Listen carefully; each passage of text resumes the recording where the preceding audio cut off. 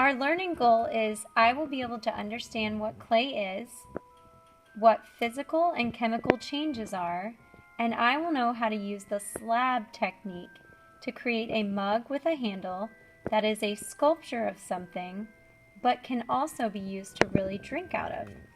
So this is a picture of my pirate mug that I designed. You get to design your own type of mug that has a sculpture. The vocabulary words that we need to know first are form. Now we've already learned how to draw a 3D form called a cylinder. Now you're going to get to make a cylinder out of clay.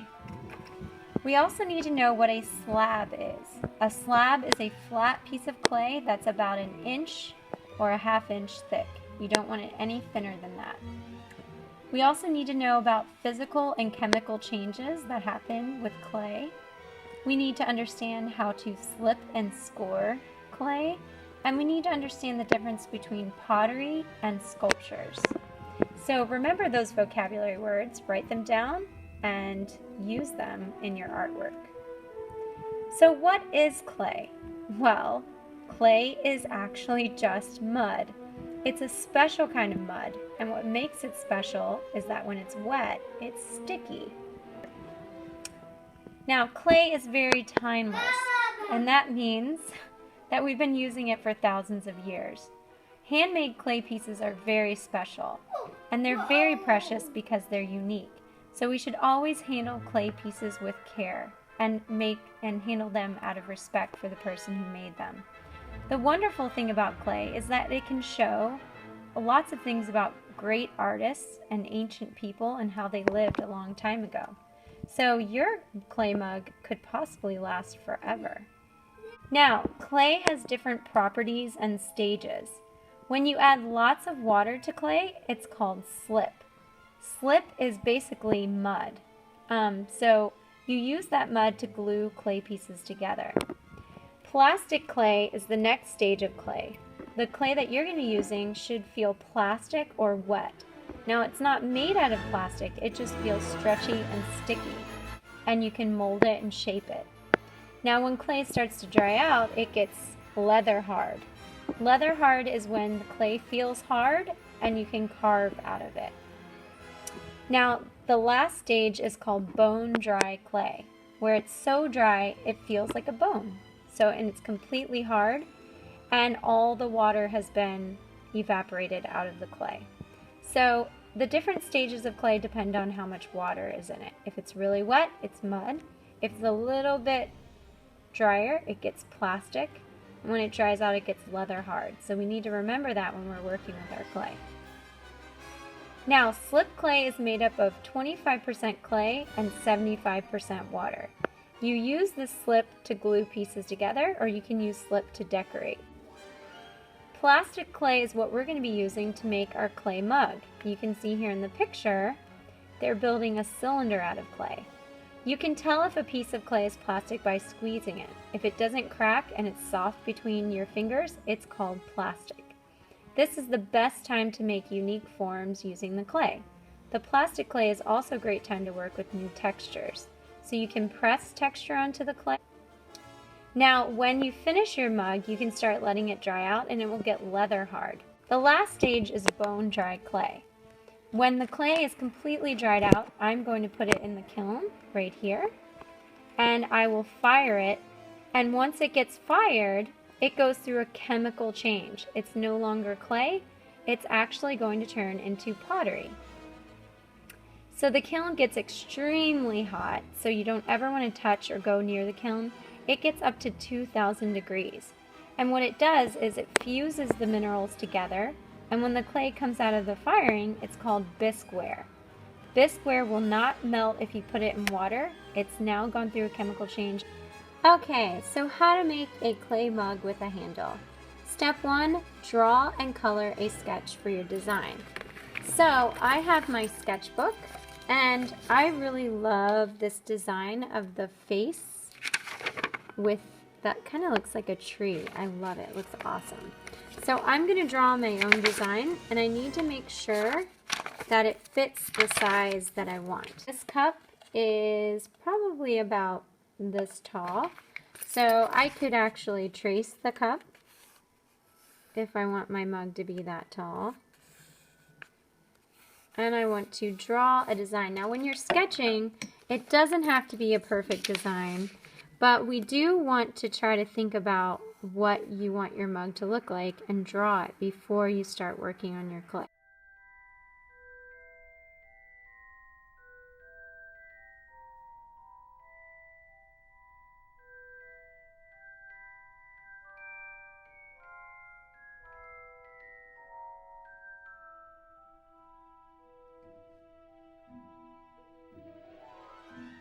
Texture onto my slab.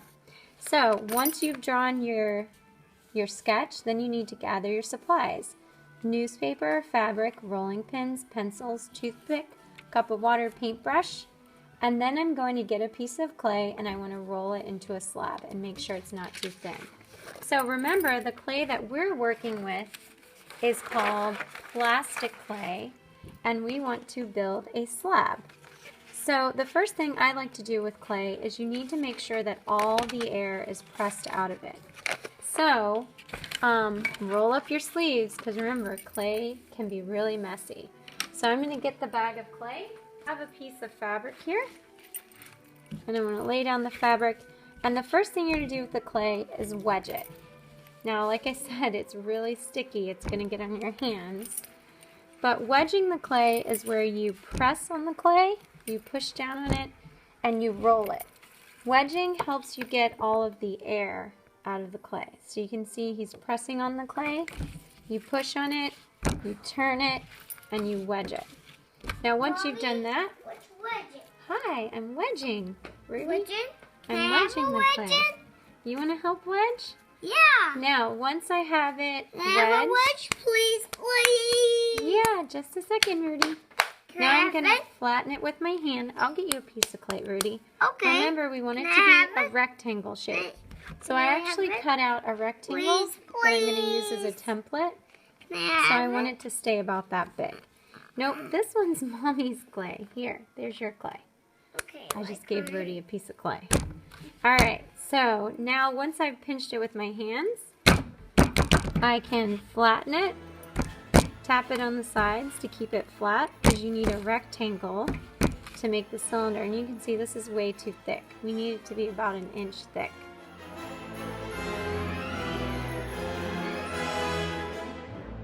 Still a little bit too thick, but remember, I want to put the texture on it.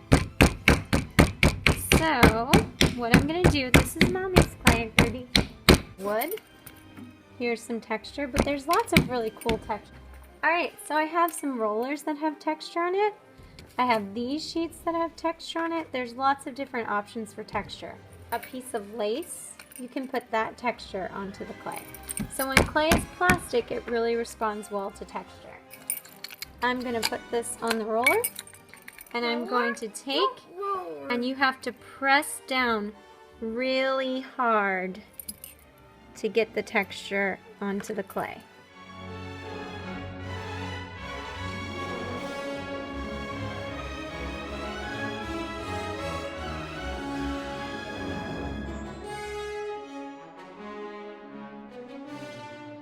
Now I have a really good tree texture. That looks awesome. Alright, so now my slab has texture. Now I can lay my template on top of it and cut out the shape of the tree. So to cut out the clay, I need a toothpick. And here's some tools that, this is for the green table. I use a toothpick to cut out the clay. So I'm going to take the toothpick, and I want to have a nice straight edge. And any clay that you don't need, make sure it doesn't fall on the ground. So there's my two edges. Alright, I'm going to set those over to the side. And then I'm going to trim off this edge and this edge. Now I have a nice slab out of clay. That's a rectangle shape. I'm going to take the rectangle shape, and these two edges are going to come together. But what you have to do is create an angle. So right here, this angle is just a regular straight angle. I want to cut it at a 45-degree angle. That way these two pieces will join together easier. So I'm going to cut that angle straight down. Now they're ready to join together, but I need to do something called slip and score. So here's a container of slip, and I'm going to take a stick or even a fork. Forks work really good. And I'm going to put slip and I'm going to score it. So here's the slip and I'm scoring it. You don't have to touch the mud if you don't want to touch it. Now I'm ready to join those two pieces together. So you want to seal the edges, but you don't want to erase the texture. So as you're sealing it, just don't erase your texture. Alright, so now I have a joined cylinder. Now I'm ready to make the bottom. So for the bottom, I need another piece of clay. So I'm going to roll this clay into a ball, kind of wedge it, and I need to join that better. And I want to roll the bottom. So the bottom piece is going to be a circle.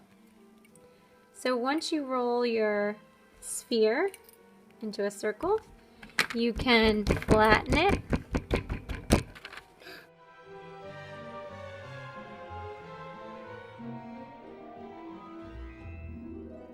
See if that fits. Let's look and see. It could have been better. Yeah, I could have done a better job. Let me see. So clay just takes practice. Alright, so now I have a nice circle shape. And that one's a little bit better. Now what I have to do, this is going to join to my cylinder. So I need to take the slip and I want to score it. And make sure I join the cylinder to the bottom. Because if you don't, your mug will leak water. So right here, see along those edges? I need to join them together. And I can use the slip, or even dip my finger in the slip, and seal those edges. Because I don't want the water to leak out of my mug. And I'm sure you don't either. And if you give yours to your mom, she can really drink out of it as long as you join the pieces together. Oh, it's starting to get thin right there, so I need to be careful. Get it! I want golden nuts! What? What, Ruby? Now I'm just tapping on it to make sure it's joined together. Just lightly tapping on it to keep it round. Now I have my cylinder shape. Now I'm ready to add my sculpture and my handle. Now the inside here, I want you to look at the inside. I need to take a coil. A coil is like a tube or a snake. It's like this. And I want to add that coil right there in the seam where it's really thin. So I'm going to take some slip, add it in with the stick, and I'm going to take that coil and I'm going to glue it on the inside there with the stick. That way it's not going to crack because it feels like it's getting really thin. So you can join pieces together, and I can make the sculpture on the outside. On the outside, I can make the sculpture of the tree's face. Actually, this might be a good place. Okay. So that doesn't really look much like a nose. But I also have cookie cutters where you could cut out shapes like stars. But everything you glue on, you have to use the slip. So if it's cleanup time and you're not finished with your mug, this is really important. I'm not finished with mine, but if it's time to clean up, on the bottom, you need to write your name and code. And then we don't want these to dry out. We want the clay to stay plastic. So what I want to do is put mine in the plastic bin and make sure the lid is on top of it. So next time we come to art, I can add the eyes and the mouth and the handle, so the clay won't dry out. So don't forget to put your name and code, put yours in the plastic bin, and then you can add the next part of your handle, flip and score, and think of a sculpture so that not only is it a mug, but it's also a work of art.